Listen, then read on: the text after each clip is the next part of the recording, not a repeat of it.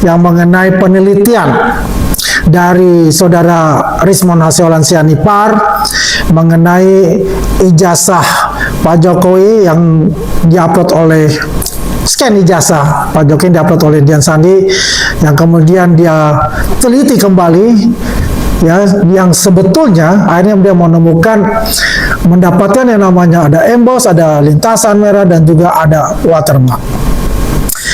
Tetapi kalau kita lihat dalam Rakyat Bersuara kemarin begitu lamanya, 5 jam, selesai itu jam 12 lewat 10 pagi. Bayangkan, sudah hampir setengah 1 pagi, itu baru selesai dengan begitu banyak yang dibahas dan begitu banyak menguras emosi saudara-saudara. Ya, bagaimana ya kita melihat seorang Roy Suryo yang tidak mempunyai tata krama, tidak punya etika dan moralitas, mengambil penelitian, ya, dari kita, yaitu dari Bang Bill Offside, ya, yang juga memang 8 bulan yang lalu, kalau misalnya bulan Agustus di Rakyat Bersuara yang sama, saya membongkar ijazah yang diduga palsu punya Rismond pada saat itu, ya. Dan semua data-data itu dikumpulkan juga oleh Bang Bill Offside, dibuat rapi, dan juga hasil dari kunjungan Bang Bill dengan 2 teman kita yang lainnya, yaitu Roni Sensei dengan Joshua Sinambela, ya, ke Yamaguchi, dan mendapatkan suatu konklusi yang jelas dan menguatkan dengan argumen ataupun dugaan saya pada saat itu. Yang sebetulnya saya juga harus berangkat pada saat itu juga ke Jepang, tapi terpaksa dibatalkan karena ini pulangnya itu pas hari raya, jadi tidak bisa untuk melakukan kunjungan bersama-sama pada saat itu, karena juga visanya saya juga nggak keluar. Teman-teman, kita melihat bagaimana di catatan di Rakyat Bersuara, ya, bagaimana mereka ini yang dulunya bersahabat sangat kuat, saling mengisi ketika berhadapan dengan kita, ya, begitu keras, begitu luar biasa. Nah, sekarang ketika Rismond telah menemukan jalan yang benarnya, ya, seperti mendapatkan hidayah, begitu apa yang dia lakukan selama ini adalah suatu kesalahan yang fatal. Mereka berbalik untuk menyerang Rismond dengan membabi buta. Luar biasa sekali, mendongkrat beliau, mendongkrat Rismond. Dan itu memang adalah suatu konsekuensi yang memang harus diambil oleh saudara Rismond itu, karena dalam suatu perjuangan membela suatu kebenaran, bahwasanya mempunyai mensreya yang luar biasa mereka ini. Dan unsur-unsur yang bukan saja bicara tentang mengungkapkan kebenaran menurut versi mereka, tapi ada unsur-unsur politik yang ada di dalamnya, teman-teman. Nah, ini sesuatu yang menurut saya ya harus kita lawan, ya, biar bagaimanapun juga. Karena kebenaran itu harus kita infokan, harus kita berikan pencerahan kepada masyarakat untuk kita. Ya, teman-teman, di dalam pergulatan itu kan dia ungkapkan semua, dan rata-rata itu ada repetisi dari beberapa pertemuan-pertemuan kita sebelumnya di tempat yang sama di Rakyat Bersuara itu. Yang menjadi penguatan oleh Roy Suryo itu, yang jelas saya bantah, ya. Tapi yang menarik nanti sebelum kita masuk dari penelitiannya Rismond itu yang terbaru, yang saya bantah itu adalah mengenai ijazah, skripsi yang dia katakan ada sisipan. Padahal itu yang lembar pertama itu yang kelihatan putih itu hasil jepretan foto, ya pasti ada filternya di sana. Dan dia glorifikasikan itu bahwa itu ada sisipan. Ketika saya tampilkan, ya, yang aslinya difoto dengan bukan pakai handphone saja, as it is. Apa yang terjadi? Ya, sama dengan yang di dalam kertasnya, sama-sama ada bercak hitam karena tua ya kertas itu gitu. Jadi bukan sesuatu yang direkayasa. Harusnya begitu. Ya kan? Tapi ini tidak dilakukan karena mereka tidak mengetahui lah. Ya ini kan bukan ahli telematika. Ketika saya challenge saja, mana sertifikat kamu sebagai ahli telematika? Ya kan? Tidak ada sama sekali, hanya surat keterangan dan ngaco, lari-lari dia. Tidak mau menjawab pertanyaan saya itu.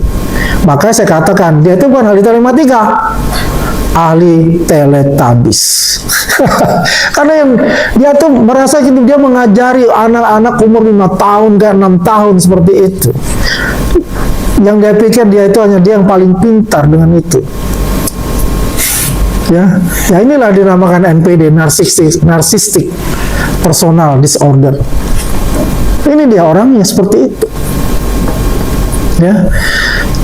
Kemudian apa lagi dia bicarakan? Banyak juga. Ya. Kalau misalnya masalah profesor atau doktor itu adalah domain dari UGM yang nanti akan menjelaskan untuk itu. Tapi sepengetahuan saya, ya, ketika seorang guru besar menerima yang namanya SK profesor, pada saat itu juga dia bisa menggunakan gelar profesor itu. Begitu. Ya. Walaupun pengukuhannya itu tahun depan misalnya, itu tidak masalah. Tapi dalam surat menyurat, dokumentasi dan sebagainya itu bisa menggunakan kata profesor itu karena sudah mempunyai SK dari pemerintah. Teman-teman, catatan Andi Aswan, kita juga melihat bagaimana tingkah dan pola dari para penegak pembela, ya, advokat dari pihak mereka. Sangat luar biasa. Cara berpikir mereka itu bukan seorang berpikir advokat, tapi berpikir secara prinsipal. Dia masuk ke dalam arena itu, bukan menjelaskan secara hukum. Apalagi ya ada kata-kata yang tidak pantas seorang advokat mengatakan itu. Ya, saya katakan aja, saudara Refli Harun itu. Ya, kalau seseorang advokat itu yang mempunyai etika dan martabat, ya, tidak menggunakan kata-kata yang kotor atau kata-kata yang kasar, ya, untuk membela membela klien, ya. Saya salut dengan Bang Jamada Girsang begitu, tetap concern. Bang Rifai juga tetap concern terhadap apa? Membahas secara hukum, bukan ada unsur-unsur politik di dalamnya, ada unsur-unsur kebencian secara personal di dalamnya. Nah, itu yang perlu kita ketahui teman-teman semua. Ya, teman-teman, kalau kita lihat bagaimana para penonton di sana, di dalam itu teman-teman, saya katakan dari 100 orang, kami ini hanya 10, mereka 90 itu, menguasai untuk itu. Dan ya sempat chaos, dan akhirnya Bang Aiman itu mengusir yang namanya Mary itu, ya, kerdus semua itu. Cara berbicaranya itu bukan seorang yang dikatakan, ya, mohon maaf, seorang yang Islami, tidak. Provokasi semua isinya. Dan memancing suasana di dalam itu, maka diusirlah oleh Bang Aiman untuk itu. Dan coba kita lihat apa yang dilakukan oleh Suryo. Dia juga memprovokasi. Karena saya paham, waktu diinterupsi minggu yang lalu, terjadi perdebatan, terjadi pertengkaran yang hebat, ya, antara Rasman dengan Roy Suryo, hampir baku hantam. Saya punya videonya untuk itu. Hampir baku hantam. Makanya ketika Rasman datang di situ, Roy Suryo udah keblingsatan lah, seperti cacing kepanasan. meminta untuk mengusir Rasman, tidak diberikan hak untuk berbicara. Kalau kita lihat teman-teman, itu mestinya 4 versus 4. Dari kami ada Rismon, ada Bang Jagir, ada Rifai, ada saya. Dari pihak mereka itu ada Roy Suryo, ada Gofur, ada Riza Fadila, ada Pak Ugroseno.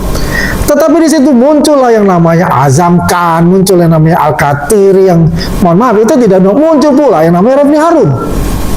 Pada Refli Harun itu diundang sebetulnya bukan Gofur, tapi kenapa dia tidak mau hadir? Tidak mau hadir dalam artinya melawan kita secara narasumber, tapi tiba-tiba dia muncul dan membuat keributan pula gitu loh, teman-teman. Ya, kita lihat di sana siapa yang memulai untuk itu? Bukan Bang Jagir, Refli Harun yang dibuka itu. Maka terjadi suatu clash di sana di depan publik. Itu suatu pembelajaran yang tidak baik, apalagi kalau dia dikatakan oleh seorang advokat. Ya, seharusnya dia bisa meredam yang namanya emosi. Saya pun bisa meredam emosi itu, walaupun saya dikatakan asuhan. Saya paham dia mengatakan bahwa saya ini adalah seekor binatang. Katakanlah bahasa Sunda itu namanya anjing, atau bahasa Jawa itu artinya anjing. Apakah saya marah? Tidak. Karena saya paham itu. Dia itu patut kita inilah. Kasihani juga, karena Roy Suryo itu ODGJ, teman-teman. Roy Suryo itu ODGJ. Orang yang dendam Gibran sama Jokowi. Sehingga hatinya itu tertutup dengan noda-noda hitam di dalamnya. Tidak ada yang namanya berkas cahaya di dalam hatinya. Saya katakan itu karena bahasa-bahasa yang dilontarkan semuanya itu adalah bahasa-bahasa sampah yang tidak punya etika dan moralitas. Ya, jadi sangat, kalau kita bicara, ya mungkin itu ada satu katakanlah political show yang terpanjang dan juga menguras energi, menguras emosi. Ya, saya yakin juga pasti ratingnya tinggi ya, banyak sekali penonton untuk itu.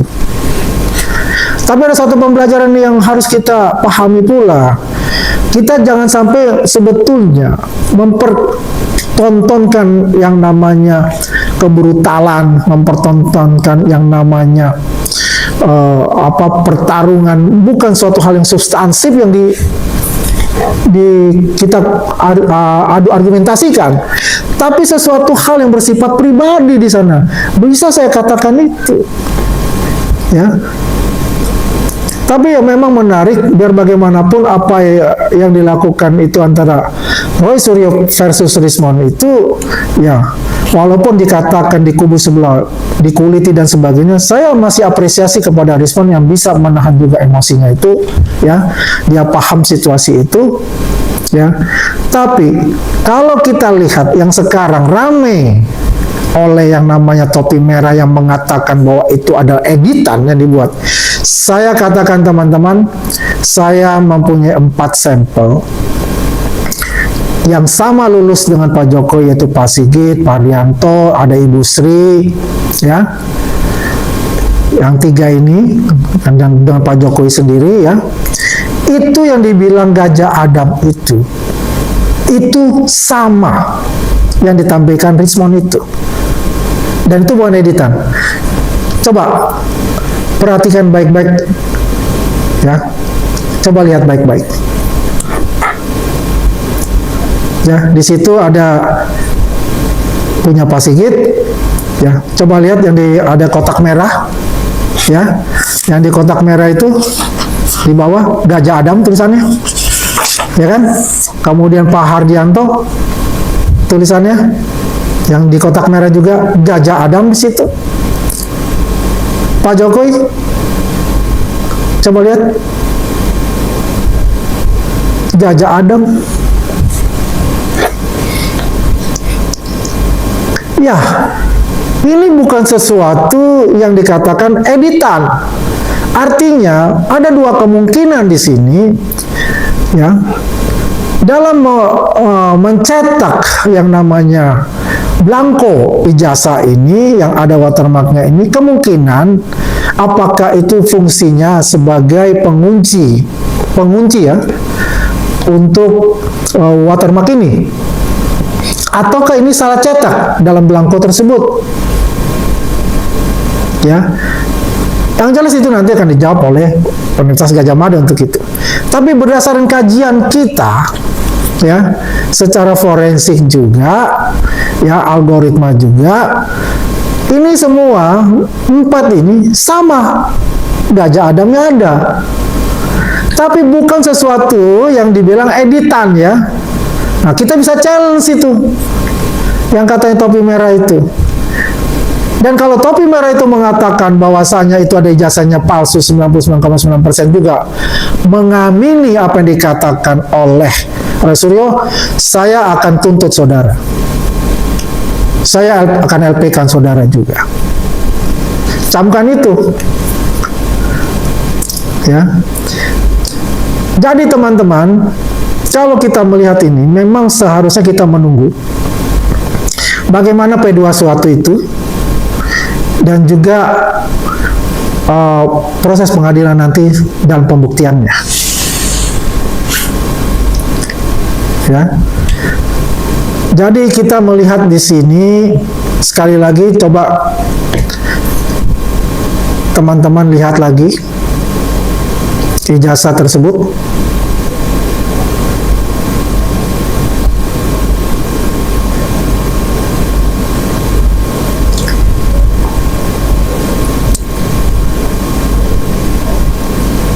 Jelas ya.